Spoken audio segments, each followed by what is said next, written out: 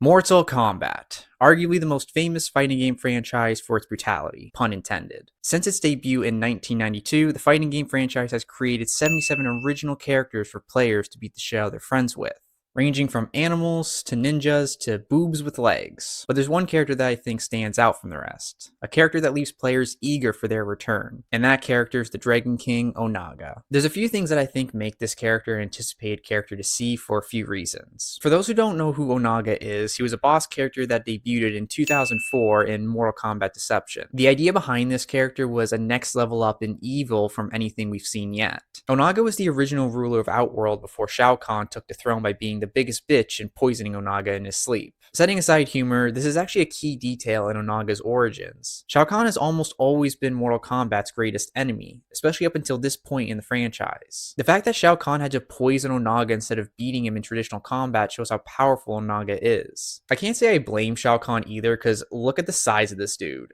Onaga is hands down the largest character we've gotten in Mortal Kombat in terms of an actual fighting character. It wasn't just Onaga's size that made him menacing, but the fact that he had his dragon army. It's literally a fact within the franchise that this army was so powerful they had never lost a battle. So even if you somehow managed to get past that shit, this is the guy you have to face to defend your home. Going a little deeper into the Dragon King's army, if they never lost a battle, then whatever happened to them after Shao Kahn took over? Well, after Shao Kahn killed Onaga, the Dragon King's army committed mass unaliving and were sealed in Onaga's tomb with him. Even with the Dragon King's army being dead, the army awaits for the Dragon King to rise again to serve him once more. When Onaga came on scene, it wasn't just his infamous return that acted as a plot tool, but his army as well. Having control over this risen army would make someone the most powerful person in the realms. The return of Onaga in the original timeline was also a big deal, seeing as how this was the time where the greatest threat was Shang Tsung and Quan Chi, the franchise's two lackeys to real threats. Mortal Kombat Deadly Alliance was coming off the heels of moving past Shao Kahn and Shinnok, creating a power vacuum in the franchise. Shang Tsung and Quan Chi are underwhelming characters as the main villains. Onaga didn't just fill this hole, but up the ante for threat level. The story mode of Mortal Kombat Deception saw Onaga coming back to life by personally manipulating a character by the name of Shujinko. The follow-up sequel, Mortal Kombat Armageddon, saw NetherRealm completely scrapping Onaga and his army being something important and immediately replacing him with Blaze and Taven,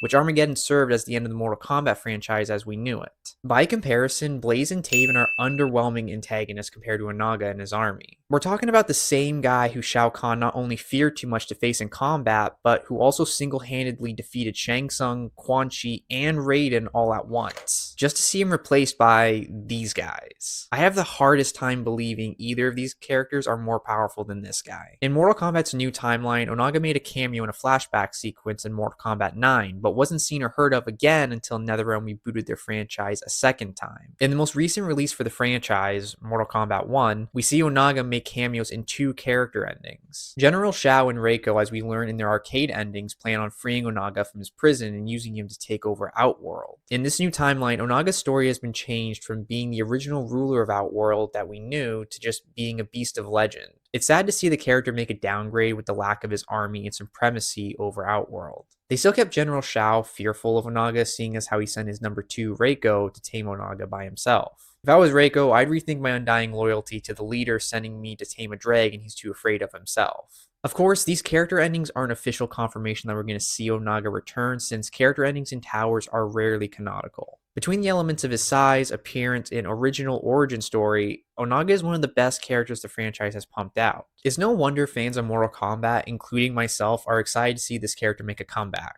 I just hope they don't continue on this idea of making Onaga simply a beast of legend and actually make him the menacing threat he originally was. Mortal Kombat 1 also saw the appearance of the Dragon Army, but no mention of Onaga in relation to them, unfortunately. It's hard to say if we'll see the army come back again in some way, since they still remain waiting in dormancy. With all that being said, it brings us to the end of today's video. Let me know down in the comments what your thoughts are on Onaga and what other characters you'd like to see me take a closer look at. Don't forget to drop a like as well if you enjoyed the video. Till we meet again, stay freaky.